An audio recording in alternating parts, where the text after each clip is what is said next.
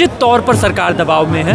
सरकार अगर दबाव में नहीं होती तो हमें यहाँ पे पहले दिन ही 5 बजे के बाद रुकने नहीं दिया जाता, हमें डिटेन कर लिया जाता, हम पर लाठियाँ चलती, हम पर पानी चलता, हम पर मुकदमे दर्ज किए जाते।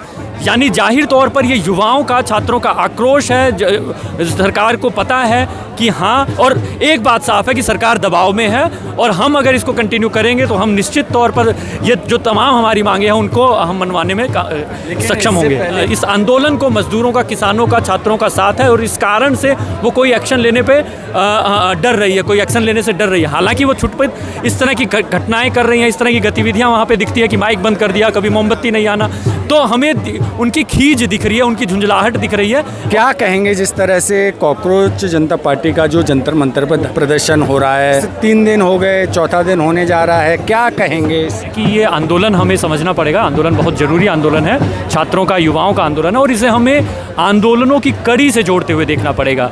क्योंकि जब ये आंदोलन इससे पहले हमने किसान आंदोलन देखा, मज़दूरों के आंदोलन देखे, मज़दूरों से पहले आदिवासियों के आंदोलन देखे, यानी कि तमाम तबके आंदोलनरत हैं। लेकिन एक आवाज़ जो पुख्ता तौर पर उठनी चाहिए थी युवाओं की, छात्रों की, वो छुटपुट तरीके से उठ रही थी और वहाँ पे आज हम देख रहे हैं कि एक इस मंच के माध्यम से, आज जो साझा मंच बना है उसके माध्यम से यहाँ पे अलग अलग संगठन है, क्रांतिकारी युवा संगठन है, मजदूर एकता केंद्र है, अलग अलग संगठन यहाँ पे अपनी आवाज़, अपने गुस्सा, अपना प्रतिरोध व्यक्त करने यहाँ इकट्ठा हुए हैं और ये वाजिब लड़ाई है, ये सही लड़ाई है और इसको मजबूती देने के लिए हम अभी भी यहाँ पे डटे हुए हैं। हम जानते हैं कि सरकार अड़ी हुई है, सरकार चाहती है कि वो अपने प्रिय नेता को बर्खास्त ना करे, क्योंकि हमने 2024 में भी देखा था जब पेपर लीक हुआ था तो धर्मेंद्र प्रधान ही वहाँ पर शिक्षा मंत्री थे और उन्हीं के शिक्षा मंत्रालय में इस बार भी 2026 में उनके शिक्षा मंत्री रहते हुए फिर से पेपर लीक हुआ है। और हम जानते हैं पिछली चीज़ों से कि वो इनको बर्खास्त करने के, इनको हटाने के पक्ष में नहीं है, लेकिन हम अपने जन आंदोलन के माध्यम से, अपने दबाव के माध्यम से, यहाँ से आप और आपके चैनल के माध्यम से मांग करते हैं कि केवल अब हम उनकी इस्तीफ़ा की मांग नहीं कर रहे हैं, हम मांग कर रहे हैं कि प्रधानमंत्री मोदी उनको बर्खास्त करे, क्योंकि इस्तीफ़ा तो वो लोग देते हैं जिनकी शर्म में आँख में पानी होता है, जो जिनके पास कुछ नैतिकता बची होती है। लेकिन हम देख रहे हैं कि धर्मेंद्र प्रधान के पास कोई नैतिकता नहीं बची है, कोई मोरालिटी नहीं है, इसलिए उन्हें बर्खास्त किया जाना चाहिए और यही हमारी मांग है। दूसरी मांग, हमारी महत्वपूर्ण मांग है कि पेपर लीक क्यों हो रहा है और इस धर्मेंद्र प्रधान के इस्तीफे के मांग के नीचे शायद वो कहीं छिप जाती है। वो एक महत्वपूर्ण मांग ये भी है कि ये जो कोचिंग माफिया है, क्योंकि पेपर लीक वहीं से हो रहा है, कोचिंग माफिया पेपर लीक करवाता है। क्यों? क्योंकि वो चाहता है कि वहाँ से उसके इंस्टीट्यूट से AIR 1 निकले, AIR 2 निकले, टॉप 10 निकले और उसका फ़ोटो दिखाकर वो प्रचार करके कि हमारे यहाँ से AIR 1 आया है, ऑल इंडिया रैंक 1 आया है, तो दूसरे छात्रों को, नीट एस्पिरेंट्स को वो रिझा सके और इसी में वो कोशिश करता है, हर कोशिश करता है कि पेपर लीक हो। और हम ये देख पा रहे हैं कि किस तरह से पुणे बेस्ड इंस्टीट्यूट ने कोचिंग इंस्टीट्यूट था, उसने ये पेपर लीक करवाया। तो हमारी दूसरी मांग है कि कोचिंग इंस्टीट्यूट जितने भी हैं उनको बैन किया जाए। हमारी तीसरी जो और सबसे महत्वपूर्ण मांगों में से एक है कि ये जो शिक्षा व्यवस्था है इसको समझना पड़ेगा, क्योंकि हमारी शिक्षा व्यवस्था या इस पूरी प्रणाली में ही कहीं ना कहीं लीकेज है, कहीं ना कहीं समस्याएं हैं। हम आज हम जो लीकेज की बात कर रहे हैं वो नीट के पेपर की बात कर रहे हैं। मैं कह रहा हूँ कि लीकेज पहले भी है।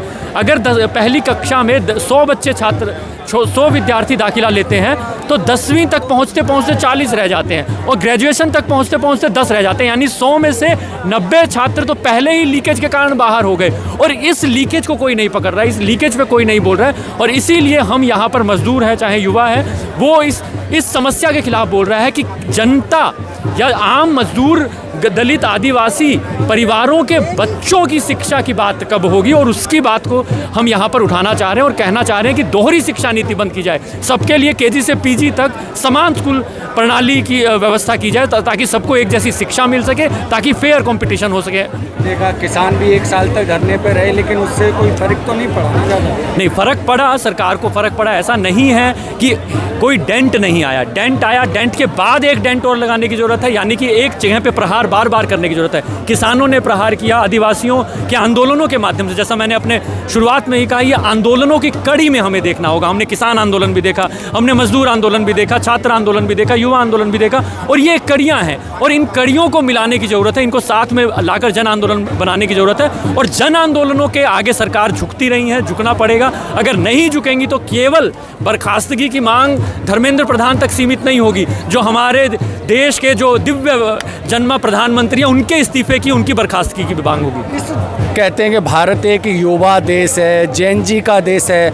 आज जेन जी की वजह से सरकार पर दबाव पड़ रहा है। निश्चित तौर पर दबाव पड़ रहा है और केवल जैन जी की वजह से नहीं पड़ रहा है। जैन जी की जो सीमा रेखा है वो 1997 से 2015 तक के बीच की है। हम कह रहे हैं कि यहाँ जैन जी के बाहर के पहले की उम्र के लोग भी आए हैं, उसके बाद के लोग भी आए हैं, जैन बीटा भी आए होंगे।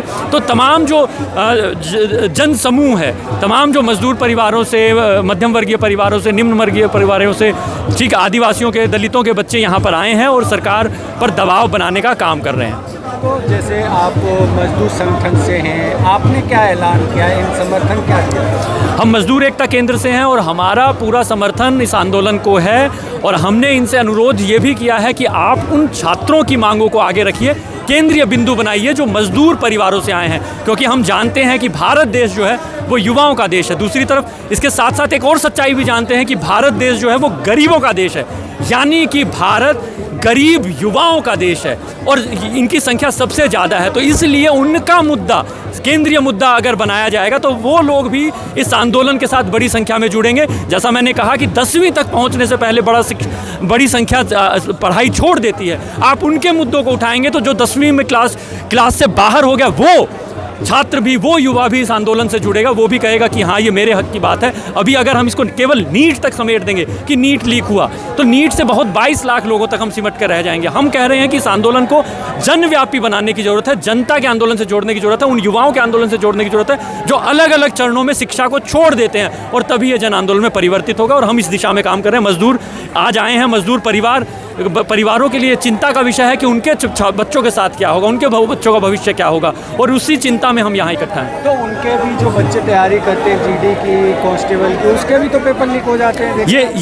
ये हम लगातार CBSE के ये हम लगातार देख रहे हैं कि जो विकास की नारा देके आई थी सरकार, वो विफल सरकार है। वो एक छोटे से एग्ज़ाम को कंडक्ट ठीक से नहीं करा पा रही, और तमाम जो सरकारी नौकरियां हैं बड़े स्तर पर हम जो देख रहे हैं, नौकरियों के अंदर उनको लगातार प्राइवेटाइज़ किया जा रहा है, नौकरियां ख़त्म की जा रही हैं। अगर जब मोदी जी ये कहते हैं मीडिया के सामने कि मैंने लाल किला पे वो जब ये कहते हैं कि मैंने विकास किया, तो विकास की परिभाषा ये नहीं कहती है कि आप नौकरियां ख़त्म कर दें। विकास की परिभाषा ये कहती है कि आप अगर विकास कर रहे हैं तो नौकरियां भी ज़्यादा होनी चाहिए। पर हम देख रहे हैं कि लगातार जो विकास हो रहा है वो दो लोगों का हो रहा है, अडानी और अंबानी का। देश के युवाओं का विकास नहीं है, देश के किसानों का विकास नहीं है, देश के आदिवासियों का विकास नहीं है, देश के दलितों का विकास नहीं है, यानी कि बहुसंख्यक जो हाशियाई तबका है उसका विकास नहीं हो रहा। और जो विकास है वो केवल दो लोगों का है। और इसी तौर पर हम जब विकास को देखते हैं, पैरामीटर्स पे मापने की कोशिश करते हैं, तो जब हम पाते हैं कि लगातार नौकरियां कम हो रही हैं, तो ये विकास नहीं है, ये विनाश यहाँ पर किया जा रहा है और हम इसके खिलाफ हैं। लेकिन एक सवाल और है, प्रधानमंत्री जी तो परीक्षा पर चर्चा करते हैं, लेकिन जब परीक्षा लीक हो जाती है तो उस पर एक ट्वीट नहीं आता है। देखिए, कुछ लोग आदत से मजबूर होते हैं, कुछ लोगों को बार बार अपनी बात सुनाने का मन होता है, तो इसीलिए वो मन की बात भी करते हैं, परीक्षा पे चर्चा करते हैं। पर हमने जब शुरुआत में जब प्रधानमंत्री ने झूठी डिग्री दिखाई तो हमने कहा डिग्री पे बात कीजिए, तो उन्होंने वहाँ पे चुप्पी साध ली। तो हम जानते हैं कि ये वाचाल लोगों की चुप रहने वाली सरकार है। जहाँ इनको मौका मिलेगा, माइक मिलेगा, वहाँ एड़ी रगड़ रगड़ के भाषण देंगे, लेकिन जहाँ पर सवाल आ जाएगा तो नॉर्वे के पत्रकार के सामने आप गर्दन झुका के वहाँ से बाहर निकल जाएंगे। यानी कि चरण चाटुकार मीडिया के सामने वो खूब वाहवाही बोलेंगे, बड़ा बड़ा बोलेंगे कि मैंने ये किया, मैंने वो किया, लेकिन जैसे ही कोई सवाल आ जाएगा, कोई सवाल जायज़ सवाल, जनता का सवाल उनसे पूछ लिया जाएगा, तो वो वहाँ पे चुप्पी साध लेगी। यानी कि हमें इनके दो चेहरे दिखते हैं, एक तरफ बोलने वाली सरकार, एक तरफ चुप्पी साधने वाली सरकार। और आज हम इसका दूसरा चेहरा देख रहे हैं जो चुप्पी साधे हुए है, और हम इनकी चुप्पी को तोड़ने के लिए उन पर दबाव बना रहे हैं कि वो चुप ना रहे, नहीं तो आपकी भी कुर्सी चली जाएगी। आने वाले समय में जनता के आंदोलनों के माध्यम से आपकी भी सरकार, आपकी भी सत्ता चली जाएगी। लेकिन आपने देखा है यहाँ पर पुलिस प्रशासन आंदोलन को बार बार कह रहा है, आपने गेट की तरफ भी देखा है, बैनर लगा दिया है कि ये धरना इल्लीगल भी है, बिना परमिशन के चल रहा है। देखिए, धरना इल्लीगल है। आप इससे पहले जब ये कानून नहीं बना था कि 5 बजे तक आप कानून बनाएंगे, हम कहते हैं कि आपने इस धरने को इल्लीगल नहीं कह रहे, हम कह रहे हैं कि जो आपने कानून बनाया है कि 5 बजे तक धरना चलेगा, 6 बजे काहे नहीं चलेगा, ये हमारा सवाल है। तो आपके जो कानून है वो इल्लीगल है। आप कहते हैं कि आप धरना करने के लिए सरकार के खिलाफ, सरकार की संस्था से, सरकार की मशीनरी से परमिशन लीजिए। तो ये जो कानून बनाया है ये इलीगल है। हम इस कानून को नहीं मानते कि हम कहें सरकार हमें आपके खिलाफ प्रोटेस्ट करना है, आप हमें परमिशन दीजिए, तो वो हमें परमिशन नहीं देगी। तो इन्होंने जिस तरह के कानून बनाए हैं उसको ही आप कह सकते हैं निरंकुश होना कहा जाता है। और हमें सरकार के भीतर वो निरंकुशता के तत्व दिखाई पड़ते हैं। सरकार तमाम इस तरह के कानून बना रही है जिससे जन आंदोलनों को कुचला जा सके, जिससे जनता को दबाया जा सके, जिससे जनता को चुप कराया जा सके। और हम, क्योंकि अंग्रेज भी जब इस भारत पे राज करते थे, जब हम आंदोलन करते थे, प्रोटेस्ट करते थे, तो वो ये कहते थे कि आपका जो आंदोलन है वो गलत है, आप गलत मांग कर रहे हैं। तो हमें कहीं ना कहीं ये छवि आज की सत्ता में दिखाई पड़ती है कि आज की ये छवि, अंग्रेजों वाली छवि पुलिस में दिखाई पड़ती है, जो बार बार जायज़ आंदोलनों को गैर कानूनी घोषित करने पर लगी हुई है। और हम जवाब मांगना चाहते हैं, क्या ये 16 बच्चों ने जिन्होंने आत्महत्या कर ली, क्या ये जायज़ है? और अगर ये नाजायज़ है तो क्या इसके खिलाफ बोलना, इनके हक के लिए बोलना, इनके इंसाफ के लिए बोलना, ये नाजायज़ कभी नहीं हो सकता। चाहे वो 5 बजे के बाद हो, 5 बजे से पहले हो, चाहे 5 बजे के बाद हो, ये आंदोलन लगातार जारी है, इसको हम कंटिन्यू करेंगे। देख रहे हैं यहाँ पर किसान की यूनियन, अब मजदूर यूनियन की तरफ से यहाँ पर इस प्रदर्शन को समर्थन मिला है। ये जंतर मंतर की अभी की तस्वीरें हैं, रात की तरफ समय बढ़ रहा है और ये इस समय की तस्वीरें हैं जहाँ पर आप देख सकते हैं लगातार पहले किसानों ने इस आंदोलन को समर्थन दिया, अब मजदूर यूनियन ने इस आंदोलन को समर्थन दे दिया है। अब ये आंदोलन आप देख रहे हैं दिन प्रतिदिन बड़ा होता जा रहा है। और अब क्या लगता है, जिस तरह से बताया जा रहा है कि सरकार के ऊपर भारी दबाव बन रहा है, दबाव बनाया जा रहा है, तो लगता है धर्मेंद्र प्रधान इस्तीफ़ा देंगे या नहीं देंगे। आप क्या सोचते हैं कि क्या धर्मेंद्र प्रधान इस्तीफ़ा देंगे इस आंदोलन की वजह से? आप अपनी राय कमेंट बॉक्स में भी ज़रूर रखिए।